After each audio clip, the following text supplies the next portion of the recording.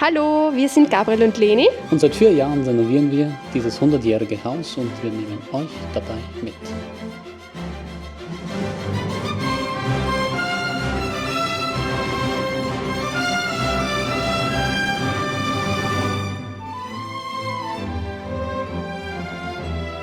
Ja, hallo, ein neuer Tag. Gestern haben wir ja fleißig da alles weggeräumt. Der Gabriel hat noch den Bagger hergestellt und ich werde da jetzt weiter baggern und diesen Hügel so gut es geht verteilen, damit wir dann unser Gewächshaus aufstellen können. Und ich freue mich. So, na dann wollen wir mal. Ich hoffe, ich weiß noch, wie man den anstartet. Okay. Ich glaube, das muss dann noch vorglühen. Okay, es leuchtet schon. Und jetzt soll es eigentlich.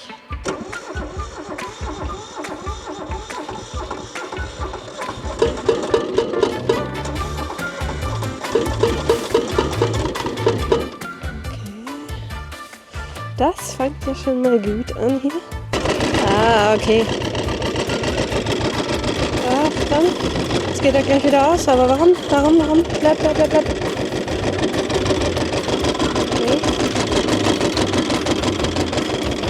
Warum? Verstehe ich jetzt nicht.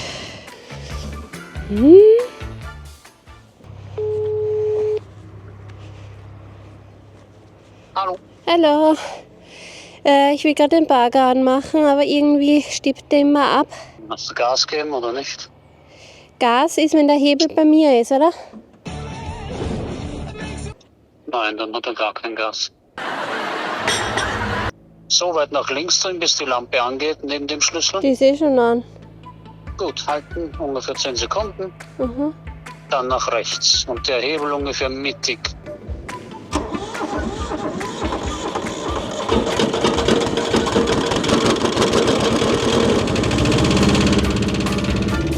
Okay, passt, danke. Bitte. Tschüss. Wenn ich meinen Mann nicht hätte, mal wieder, dann würde ich sagen, let's go. So, das ist ja vielleicht ein bisschen zu viel Gas. Oh ja, nur Gas. Ja, schauen wir mal, wie lange ich dafür brauche, bis ich das wieder heraus habe. Oder ich kann es gleich wieder. So. Hey, steht ja. Okay. Stehe nicht gescheit.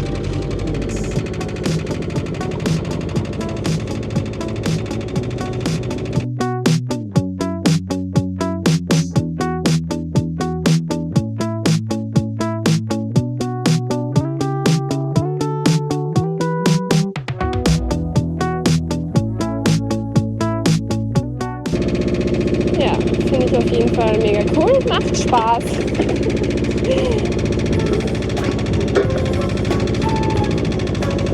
Ich weiß nicht, ob ich das euch schon mal erzählt habe. Ich bin vom Typ her sehr unterschiedlich. Also einerseits bin ich sehr praktisch veranlagt. Also ich mag alles, was irgendwie... Okay. Boah, das war echt knapp jetzt. Na, auf jeden Fall, was ich sagen wollte, ist, ich bin einerseits schon ein sehr tiefdenkender, manchmal auch philosophisch veranlagter Mensch. Der Gabriel nennt mich immer liebevoll kleine Philosophin. Wo habe ich das letztens gelesen?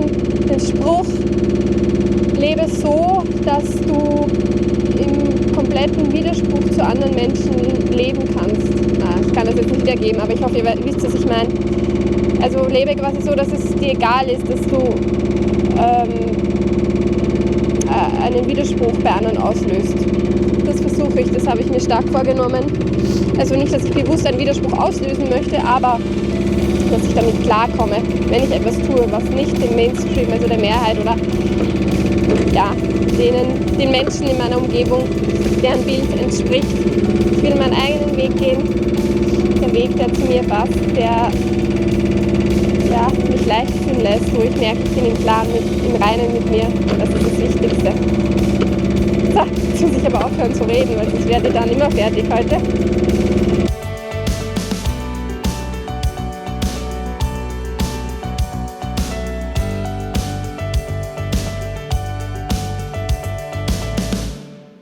Ja, weiter geht's drinnen. Jetzt wird Mittagessen vorbereitet. Mal kurz überlegen, was ich heute mache. Gabriel kommt dann von der Arbeit, dann essen wir und dann geht es wieder draußen weiter. Wie gesagt, hier im Wohnzimmer, das ist nur eine Notlösung und auf Dauer nicht vorgesehen. Ich muss mir da für die kommenden Jahre auch was anderes überlegen. Gabriel hat schon gesagt, eigentlich sollte ich das nicht machen und ich soll wirklich, wirklich aufpassen. Seinem geliebten Parkettboden, auch mein geliebter Parkettboden. Ich passe auch wirklich gut auf, aber es ist wichtig, dass das Ganze bald ins Gewächshaus kommt. Weil jemand in den Kommentaren geschrieben hat, ich soll aufpassen und schauen, ob das keine Hybridpflanzen sind. Nein, sind es keine, weil die hat uns der Robert letztes Jahr aus Rumänien mitgebracht.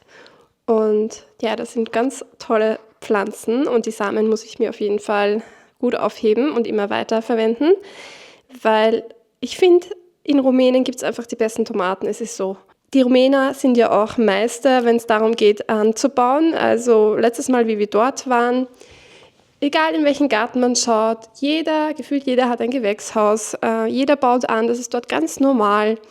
Bei uns ist das eher so ein, ja, man nennt es Hobby. Bei mir ist es so, ja, es ist ein Hobby, aber ich möchte das eigentlich schon auch aus den Gründen machen, weil ich wissen will, was ich esse, mein Wissen erweitern möchte. Ich glaube, Corona war schon ein Grund genug zu sagen, hey, ich lebe nicht mehr so vor mich hin, weil man sieht ja, von einem Tag auf den anderen kann die Welt ganz anders ausschauen und ich glaube, da ist es nicht schlecht, wenn man sich da selber ein bisschen weiterbildet und Erfahrungen sammelt in guten Zeiten, weil die Vergangenheit hat uns ja gelehrt, dass es ja wohl auch schlechte Zeiten gibt. Ja, grundsätzlich denke ich, ist es nie klug, seine Verantwortung abzugeben, in dem Sinne, dass man sich auf die Supermärkte verlässt, auf die Gesellschaft, auf das Politikgeschehen, wie die, sagen wir mal, Politiker entscheiden, dass es uns gut geht, weil ja, diesen Glauben, dass die immer die besten Entscheidungen oder immer nur das Beste für uns wollen, diesen Glauben zweifle ich mittlerweile sehr an, aber ja, es ist okay, wir leben in dieser Welt und trotzdem ist es wichtig, nicht da irgendwie jetzt in eine Negativspirale zu fallen. Ich möchte positiv und mit Freude durchs Leben gehen, aber auch mit offenen Augen und einem klaren Kopf, sagen wir mal so.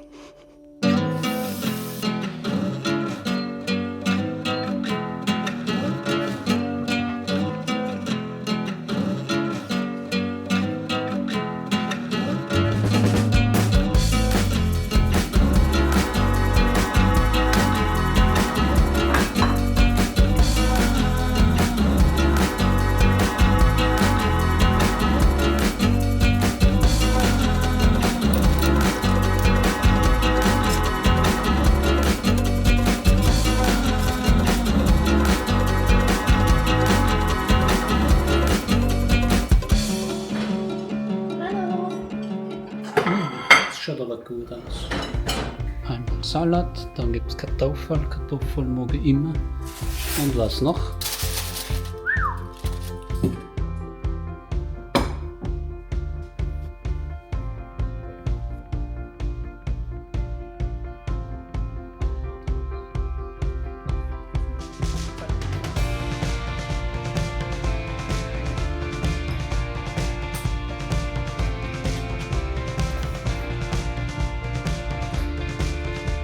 So, der Gabriel ist bereit. Ja, wir haben ein bisschen Arbeitsteilung. Ich werde mir mal die Bodenfräse anschauen, ob die irgendwelche Ersatzteile nötig hat, damit ich sie bestellen kann. Leni kümmert sich derweil um den Anhänger, den wir gestern aufgeladen haben, dass der abgeladen wird. Und dann werden wir wieder gemeinsam vorne weitermachen, die nächste Fuhr. Wir haben mal gar nicht so gute Neuigkeiten, nämlich der Motor steckt. Weiter komme ich nicht. Ich muss jetzt einmal die Zündkerze rausholen und schauen, ob Rost drin ist im Zylinder, in der Laufbuchse. Kann aber natürlich auch sein, dass es hier an irgendwo drüben die Probleme macht. Die sind ja bekannt, das sind diese Honda-Kopie-Motoren. Wir haben auch den gleichen Motor in unseren Dumper. Wir hatten den Motor auch in einem Generator, auch in unserer Wasserpumpe. Ein bisschen kennen wir aus damit. Schauen wir es uns an.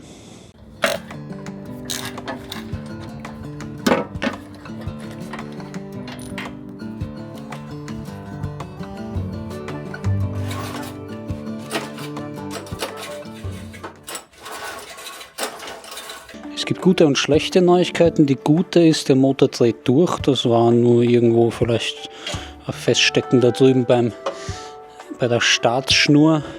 Schlechte Neuigkeit ist, der Vergaser steckt komplett. Den kann man fast nicht bewegen. Wahrscheinlich ist auch deshalb der Gasseilzug abgerissen irgendwann, weil halt nicht auf den Vergaser geschaut wurde, sondern einfach woanders versucht wurde, das Problem zu beheben. Und im Tank haben wir ein bisschen eher etwas, was nach einer schwarzen Flüssigkeit ausschaut und nicht nach Benzin und auch nicht mehr durchsichtig. Ja, also einmal den Tank abbauen, ausleeren, entrosten, einmal den Vergaser ausbauen, beweglich machen. Ich werde jetzt nochmal kontrollieren, ob wir Zündfunken haben, aber ich denke, der müsste da sein.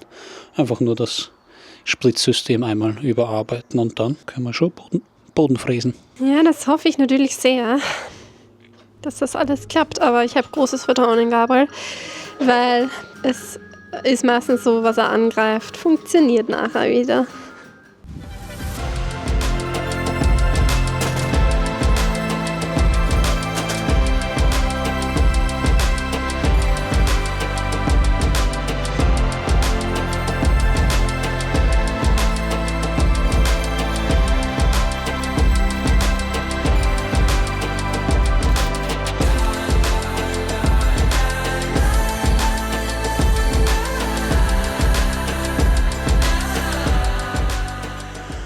Also, der Vergaser ist geputzt, Düse war nicht einmal so schmutzig und ich habe jetzt auch hier drinnen sauber gemacht halbwegs. Man sieht noch ein bisschen die Rostspuren, aber ja, die werde ich jetzt nicht entfernen. Soweit ist er blank und nicht allzu schmutzig, der Tank. Das heißt, ich fülle jetzt einmal Sprit ein, schaue, dass im Vergaser auch Sprit ankommt und dann, hätte ich gesagt, schauen wir, dass wir die Reiben starten.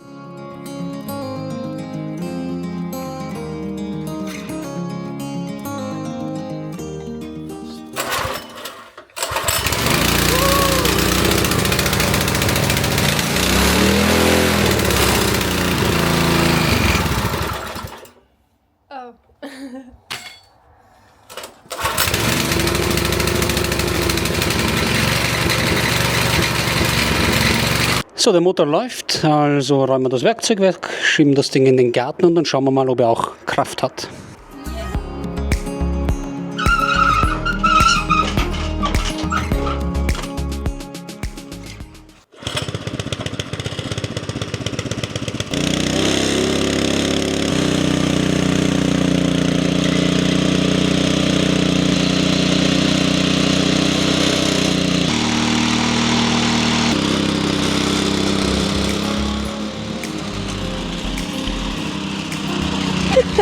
Der Gabriel kämpft damit.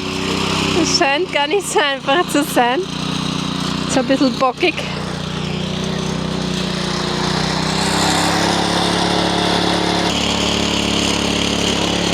Boah, das springt ja richtig.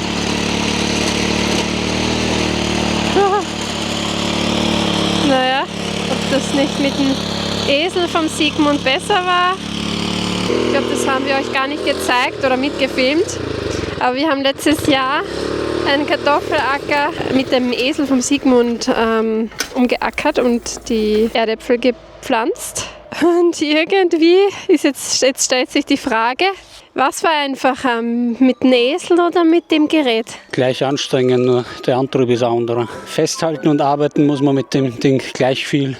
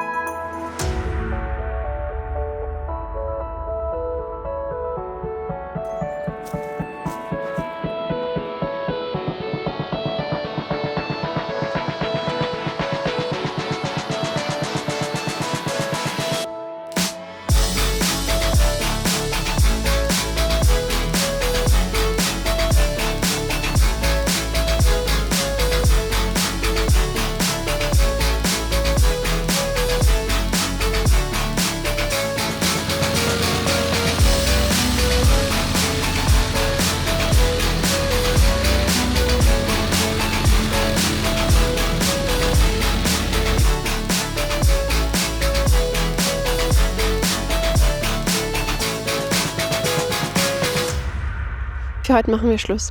Gute Nacht.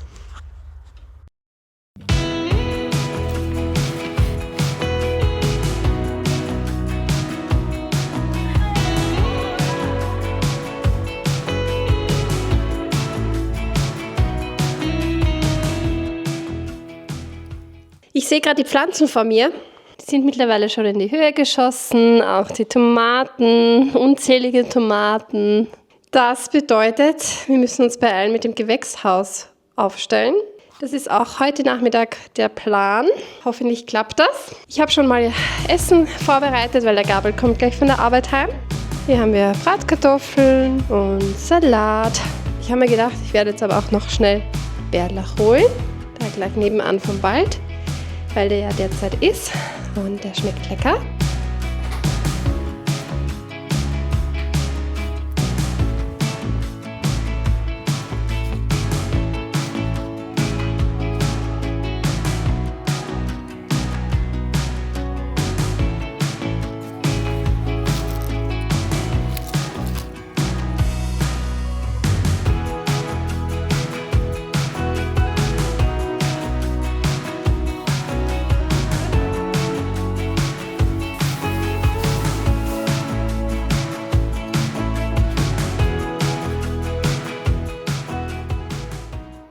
Ja, der Gabriel ist auch schon da.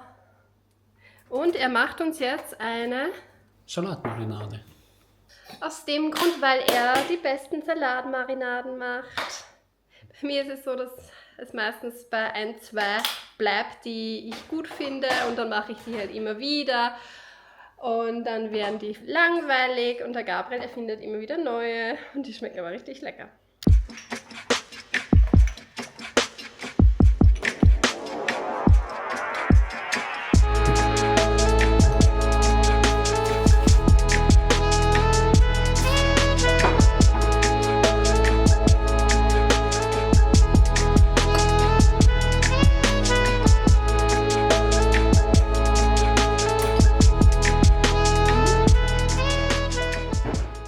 Ja, ihr Lieben, ich muss euch jetzt mit der Wahrheit konfrontieren, weil wir hatten eigentlich vor, heute das Gewächshaus aufzustellen. Jetzt haben wir uns da ein bisschen ausgerastet nach dem Mittagessen und jetzt sind wir auf die Idee gekommen, Fahrradfahren zu gehen, weil wir schon länger nicht mehr unterwegs waren mit den Rädern und ganz gehypt sind. Deswegen haben wir uns jetzt umentschieden, ja, so ist das, gell? Also wir sind da selbst nicht so streng mit uns. Manchmal muss man einfach den Plan ändern und das machen, was einem gefällt und was einem gerade gut tut. Das Leben ist kein Wettbewerb. Der Gabriel ist schon draußen. Der werkt nämlich an seinem Lenker. Der Gabriel ist ein Meister darin, alles, was er in die Hand bekommt, zu verbessern bzw. die Qualität nach oben zu schrauben und alles anzupassen, so dass es viel angenehmer ist. Ich bin dann immer der Typ, der sagt, geht schon, passt schon, hat ja auch so funktioniert, aber der Gabriel macht es dann einfach und es ist dann halt wirklich ein Unterschied und ich bin wirklich froh, so einen tollen Mann zu haben, der Dinge anpackt und angeht und das macht. Aber jetzt geht's erstmal los mit dem Fahrrad. Ja, übrigens, unsere Fahrräder hat der Gabriel auch selbst umgebaut. Er hat daraus E-Bags gemacht und das macht mega viel Spaß. Doppelt so viel Spaß, weil ja, der eine oder andere meint dann, man macht weniger Sport. Das sehe ich aber nicht so. Ich finde, man macht schon Sport, aber man kommt halt viel weiter. Und man kann größere Ausfahrten machen. Ich sehe es vor allem so, man macht eine Ausfahrt, die man sonst vielleicht gar nicht beginnen würde, weil ja, ist ja voll mühsam, weil da geht es ja nur bergauf.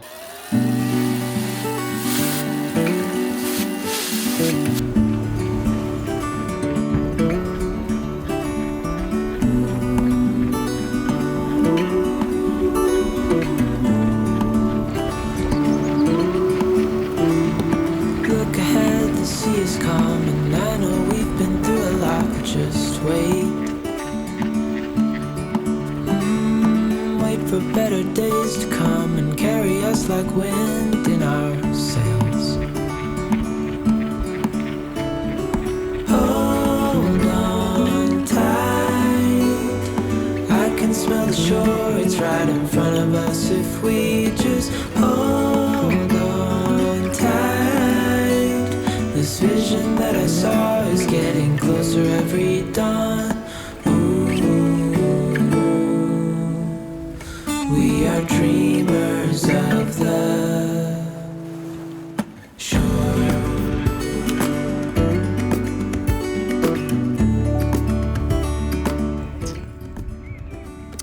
Darf natürlich auch nicht fehlen, gell?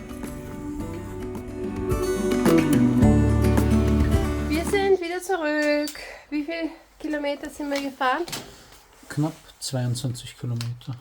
Und ich habe trotz E-Bike 450 Kalorien verbrannt. Ja, es waren ein paar Höhenmeter dabei, aber es war auch teilweise sehr flach. Bald gibt es eine neue Radtour. Seid gespannt. Ich bin schon total aufgeregt und freue mich so sehr drauf. Das wird spannend, ja.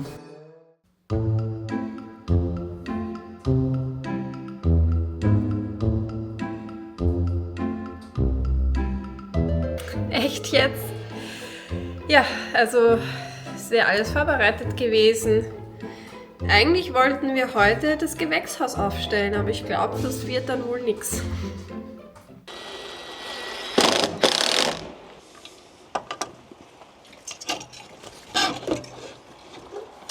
Ja, Lieben, der Winter ist mal wieder zurück. Es gibt ein bisschen Schnee. Das heißt auch, dass unser Gewächshausprojekt kurz pausiert und es ist also wieder Zeit, das Hot Tub einzuheizen.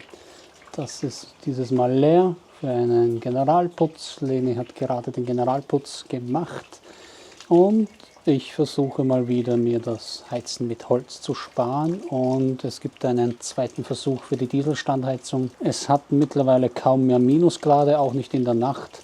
Das heißt, ich werde dieses Mal einen recht einfachen Heizkreis bauen, nämlich einen offenen Vorlauf-Rücklauf direkt hinein ins Badewasser. Das sollte ein bisschen schneller vonstatten gehen und deshalb versuchen wir das jetzt auch.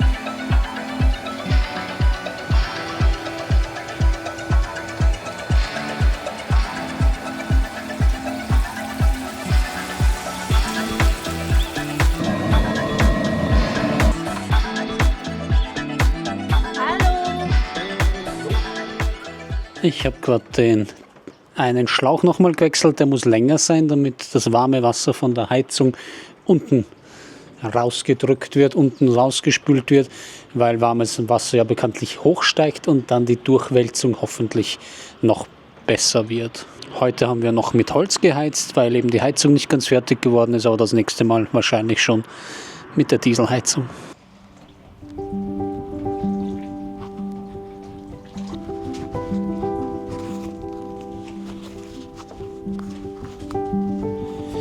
So, der Wellnessabend kann beginnen. Schauen wir mal, ob es warm genug ist. Ja, fühlt sich gut an. Ich werde trotzdem mal kurz durchmischen.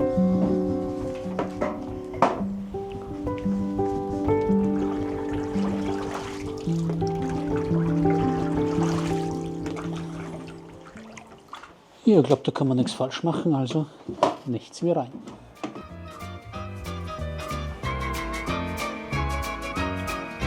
Schön, dass du dabei warst und bis bald.